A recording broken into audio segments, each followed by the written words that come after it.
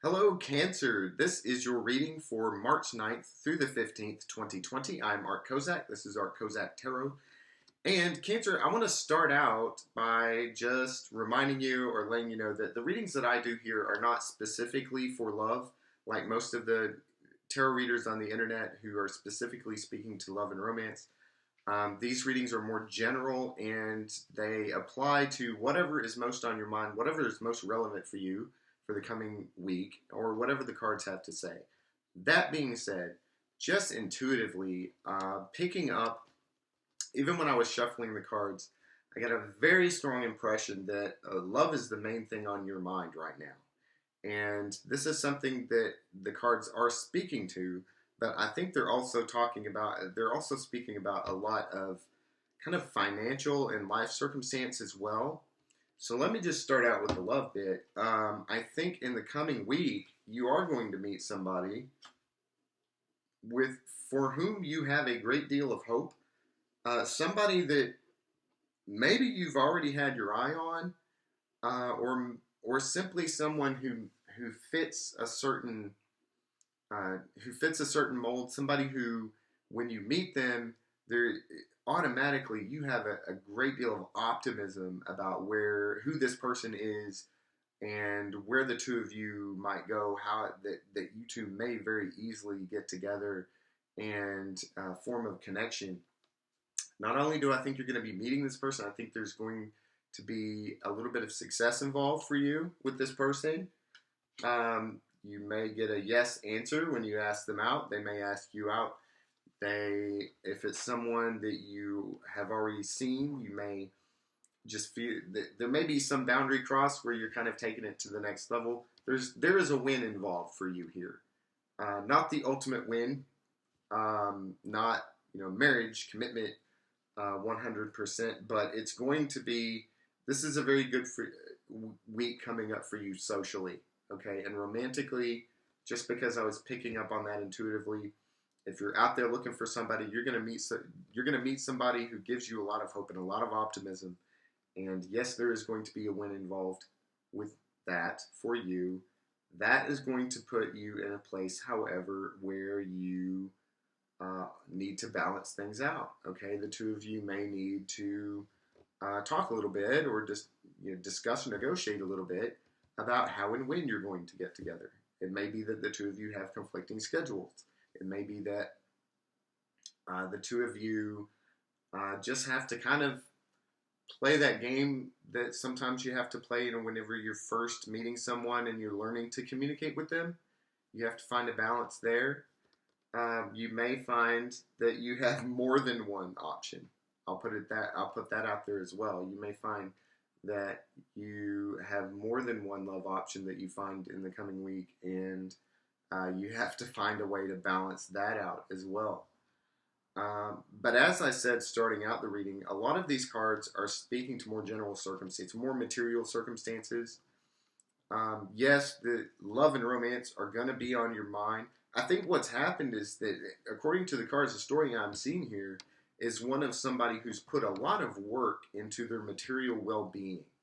Okay, and you reached a level of completion with that work that you were doing, and you were rewarded for it. You reached a level of financial independence, or material independence at the very least. This, however, came with the caveat that then you felt yourself at kind of a stalemate. This may be where the romance comes in, because once you find yourself in a place where you're materially successful or you're materially stable, and you've kind of gotten all of that nailed down, and you don't have a partner, well, now it's time to go do that, and you may have found yourself in a situation where you're looking around and thinking, well, now I've got my house and my bank account, and I've got, my material self, my material body, at least in a place where I want it to be, my health, and I'm feeling very independent, but I don't want to be alone either. So you're looking around trying to figure out where that partner is going to be for you. You're ready to charge in, okay? You're taking a look. You've taken stock. You're going to keep taking stock in the coming week, and trying to find a way to go ahead and just move out there, just to, like I said, charge ahead and go find that partner that you're looking for. You're going to meet somebody. I've covered that, but at the same time, you're also going to, at the beginning of the week especially, go through kind of a strategizing kind of period where you're still a little bit in the dark about where you're supposed to go or who you're supposed to meet or how you're supposed to meet them. And so you're going to be thinking about that. You're going to be thinking about, okay, and this may also involve preparing yourself for when you do meet someone.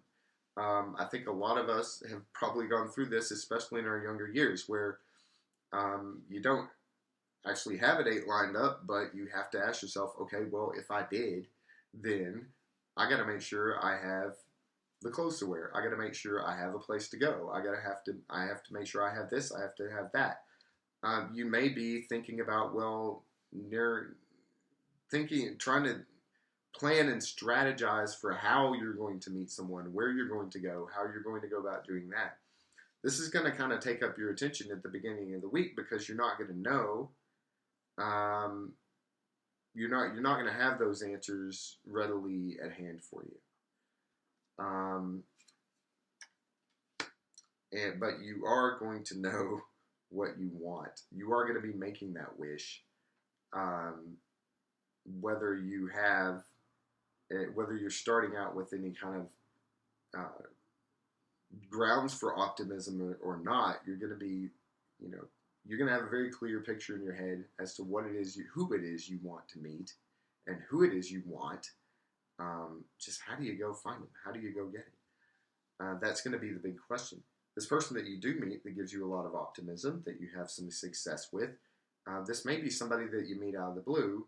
This may be a result of this strategizing that you're going through. Okay, I can't tell you one way or the other when it comes to that.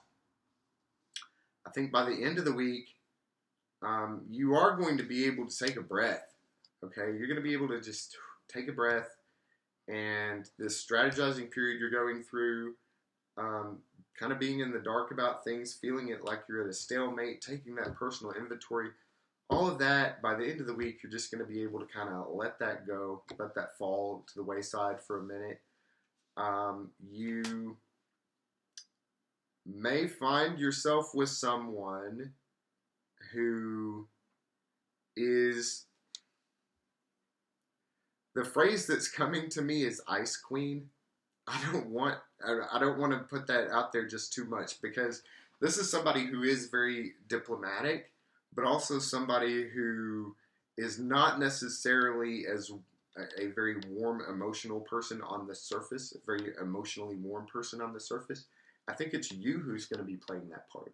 I think it's you who's going to be offering the cup of emotion, whereas the other is at least seemingly going to be a little bit more in their head about it, a little bit more diplomatic. But the two of you are going to be engaging in a great deal of activity with one another. There's going to be a lot of activity in it. This may be something on the small scale. For instance, you may simply find yourself in a situation where you're exchanging a lot of messages with this person by the end of the week, okay, as opposed to going out and doing things. If you are going out and doing things, if you do go out on a date by Friday night, I see this as a situation where you are gaining rest and gaining the kind of rest that comes from enjoyment with this person, even though there is a lot of activity involved. You may go do something physical.